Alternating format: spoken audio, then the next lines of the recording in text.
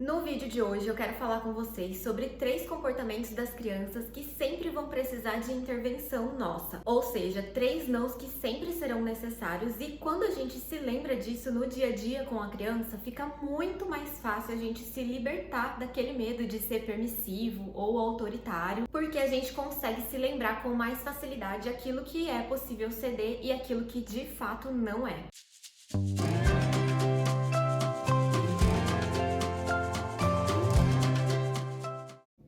Oi, pessoal, tudo bem com vocês? Bem-vindos e bem-vindas a mais esse vídeo. Se você ainda não me conhece, eu sou a Carol Janiro, sou psicóloga, sou mãe e por aqui eu falo com vocês a respeito de desenvolvimento infantil, criação de filhos, especialmente a respeito de primeira infância. E eu já quero começar esse bate-papo te fazendo uma pergunta. Já te bateu aquele medo de cair na permissividade ou no autoritarismo na educação, ali no convívio com a sua criança no dia a dia? Quando a gente está buscando uma educação, uma forma de criar os nossos filhos com mais consciência, é muito natural mesmo que aconteçam esses momentos aí de receio, né, de dúvida, se quando a gente diz um não para a criança ou quando a gente deixa de dizer um não, né, quando a gente cede, se a gente tá caindo num desses dois extremos. Então esse bate-papo é para acalmar o seu coração e para te ajudar nesses momentos de receio, de dúvida, para você se libertar desse medo. E o primeiro peso que eu já quero tirar das suas costas é que o não, né, o dizer não é proibido na criação das nossas crianças, ainda que a gente esteja buscando uma criação mais consciente, mais respeitosa, uma criação com apego. O não é uma palavra proibida. A criança não tem dificuldades de processar a palavra não. O que acontece de fato é que muitas vezes quando a gente simplesmente diz não por dizer, ou a gente fica insistindo ali somente em dizer não, a criança vai ter dificuldade para parar o próprio impulso de comportamento, né? O próprio impulso de uma reação emocional. A gente já conversou a respeito disso em alguns vídeos, inclusive no vídeo a respeito da criança bater, empurrar, morder. Eu falei sobre isso também, né? Que as crianças pequenas têm muita dificuldade em parar o próprio comportamento, parar a própria emoção, porque ela não tem ainda o controle de impulso necessário para barrar esse instinto por conta da imaturidade de desenvolvimento dela mesma. Então, na maioria das vezes com a criança pequena vai ser muito mais efetivo a gente redirecionar o comportamento dela do que ficar focando no não especificamente. Então eu recomendo muito que você assista esse vídeo também para entender melhor isso. Dito isso, né, que o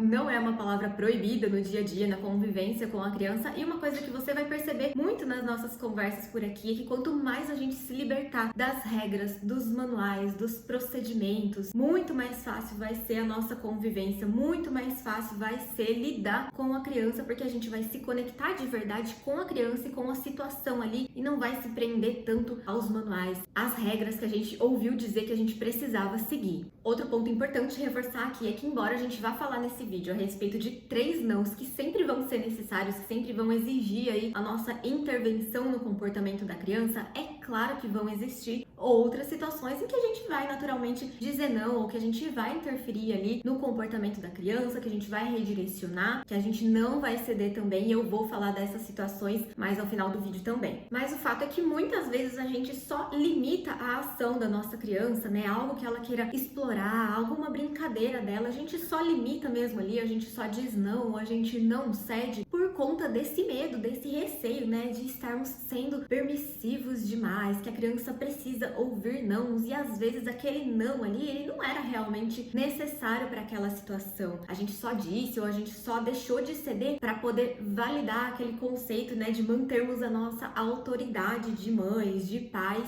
E a verdade é que não precisa ser dessa forma, né? Não é assim que a criança vai reconhecer e valorizar a nossa autoridade ou vai respeitar a nossa autoridade. Na verdade, quando a gente mostra bom senso, flexibilidade, quando a gente cede, quando é possível ceder mesmo, né, numa conversa com a criança, numa negociação ali com ela, um diálogo coerente, isso sim vai mostrar para a criança que em algumas situações é possível ceder. Isso sim vai fazer a criança confiar muito mais na gente, porque quando a gente disser um não, né, quando a gente realmente intervir ali, ela vai entender que aquela situação é realmente necessária, né, que a gente não tá simplesmente dizendo um não aleatório ali ou limitando limitando ou proibindo o comportamento dela por motivos incompreensíveis. E a gente não vai ficar com aquela sensação de, poxa, será que eu poderia ter cedido? Será que eu fui autoritária demais? Será que eu fui permissiva demais porque eu cedi agora, né? Eu disse que não podia e de repente eu cedi. Será que isso tá certo? Será que isso tá errado? Então é importante a gente lembrar que em algumas situações não tem problema nenhum a gente ceder depois de ter dito um não, quando a gente conversou com a criança, quando a gente avaliou que era possível flexibilizar naquele momento, voltar atrás, mudar de opinião e explicar isso para a criança mesmo. Olha, nessa situação foi possível a gente mudar de ideia, tudo bem a gente mudar de ideia de vez em quando não for o caso, né, dessas 3 situações extremas que a gente vai conversar agora. Então, o primeiro não, que sempre será necessário, a situação que sempre vai exigir a nossa intervenção, é quando o comportamento da criança está prejudicando, fazendo mal ou machucando alguém, outra pessoa, outra criança, machucando a nós mesmos, né, ou fazendo mal ou ofendendo. Então a gente sempre vai agir nesses casos para proteger outras crianças, outras pessoas ou até mesmo a nós mesmos, né? Então, quando a criança bate, quando a criança morde, empurra, quando ela tira algo de alguém, quando ela faz alguém se sentir mal, quando ela faz outra criança chorar, então a gente sempre vai agir, a gente sempre vai interferir nessas situações, nesses comportamentos específicos. E quando eu digo que é um não indispensável, eu não tô dizendo necessariamente que a gente deve ficar ali focando, martelando no não, né? Porque dependendo da idade da criança, para os bebês mesmo, não vai adiantar a gente dizer não, né? A gente vai ter que tirar a criança daquela situação, a gente vai ter que distrair, vai ter que redirecionar a atenção, tirar o foco de novo, né? No vídeo que eu falei com vocês a respeito da criança bater, morder, eu expliquei sobre isso também, que muito mais efetivo muitas vezes vai ser a gente redirecionar o foco da criança do que ficar ali passando sermão para ela, né? Porque ela não vai ter simplesmente maturidade de desenvolvimento para compreender aquilo ou para barrar o impulso. E mesmo que a criança já tenha maturidade, né, para compreender o que a gente vai dizer a ela, para compreender o não, para compreender a explicação, a nossa primeira ação sempre vai ser de proteger, né, a outra criança ou outro adulto ou a nós mesmos. E aí sim, eventualmente, né, depois que os ânimos já se acalmaram, que você já redirecionou o foco, aí sim conversar com a criança, explicar para ela o porquê da nossa intervenção. A segunda situação que sempre vai precisar de uma intervenção, nossa, um não necessário também, é quando a criança estiver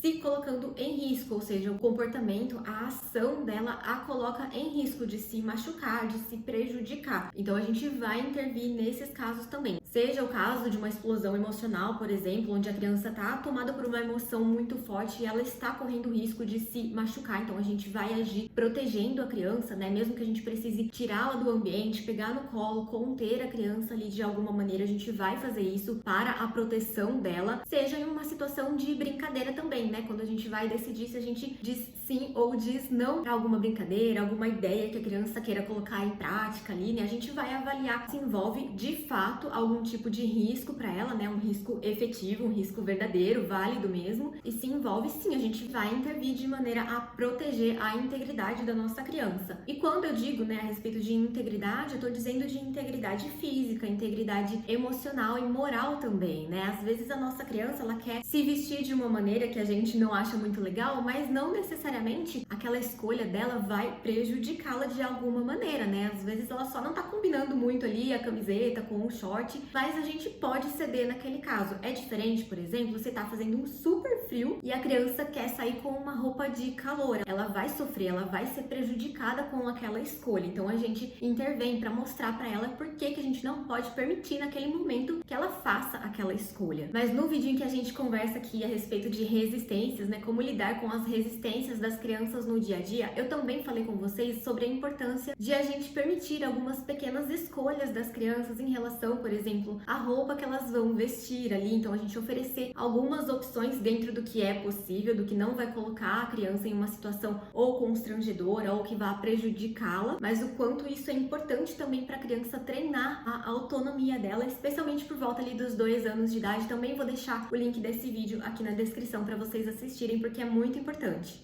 E o terceiro não sempre necessário, a terceira situação que sempre vai precisar de uma intervenção nossa é quando a ação da criança prejudica de alguma maneira o ambiente, os objetos. A gente não vai deixar a criança destruir as coisas, né? Destruir o ambiente, o meio ambiente. Então é importante a gente avaliar também se a ação da criança ou a reação dela afeta de alguma maneira o ambiente. E quando eu digo sobre estragar coisas, né, prejudicar o ambiente, não estou falando daquelas situações onde a criança sem querer, sem intenção, acaba derrubando algo, estragando algo, porque todos nós fazemos isso, né? Todos nós quebramos coisas, deixamos cair coisas, estragamos coisas eventualmente, e não tem alguém o tempo todo ali oferecendo pra gente uma punição todas as vezes que a gente sem querer deixa cair ou estraga alguma coisa. Ainda mais as crianças que estão em desenvolvimento, elas estão desenvolvendo, entre outras habilidades, a coordenação motora. Então é muito natural que elas deixem cair coisas, que elas se desequilibrem, que elas esbarrem. Então o mais importante é a gente focar em como consertar, em como agir das próximas vezes, né? O que é que ela pode fazer de diferente e não ficar focando ali, né, no erro dela, né, no ter derrubado, no ter estragado algo, porque isso vai ajudando a criança a desenvolver o senso de resolução de problemas, né? Focar na resolução, na solução, pensar que as coisas e as situações podem ser reparadas e não focar em se sentir culpada pelo erro.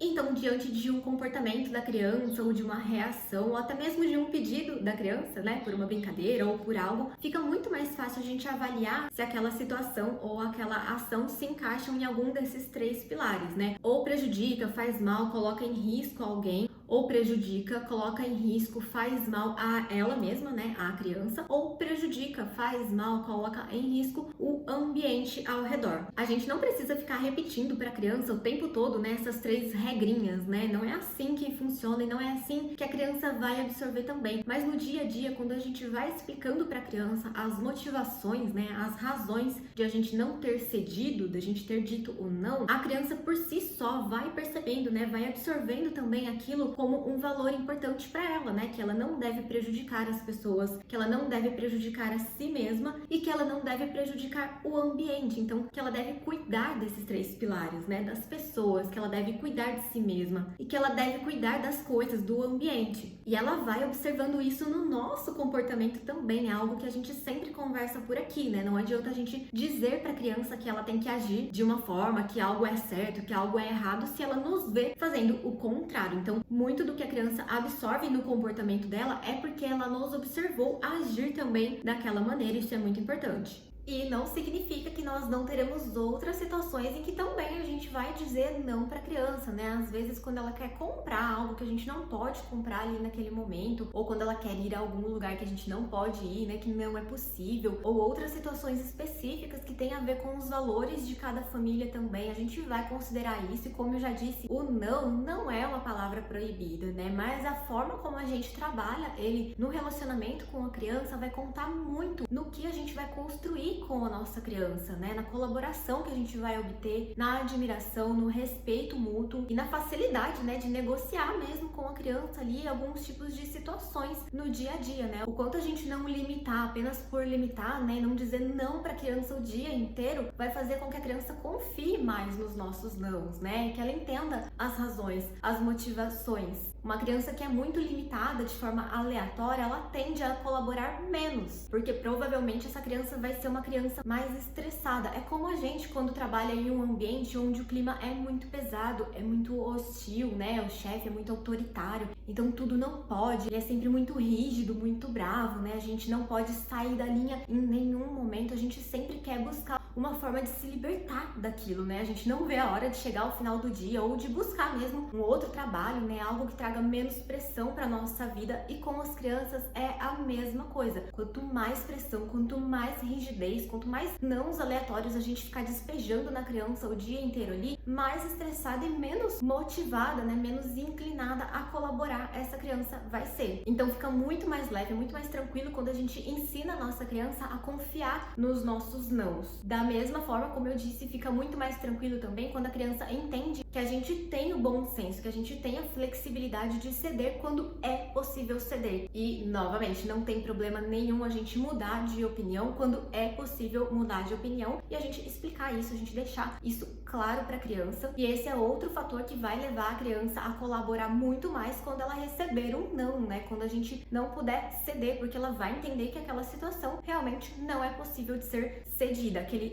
sim não é possível. E me contem, vocês já conheciam esses 3 pilares dos nãos que são sempre necessários, né? Das 3 situações que sempre vão exigir a nossa intervenção no comportamento das crianças? Me diga se você já sabia, se você descobriu agora. E se esse vídeo te ajudou de alguma maneira, não se esqueça de deixar um like pra mim, se inscreva no canal para não perder os próximos bate-papos por aqui. Um super beijo e até o próximo. Tchau!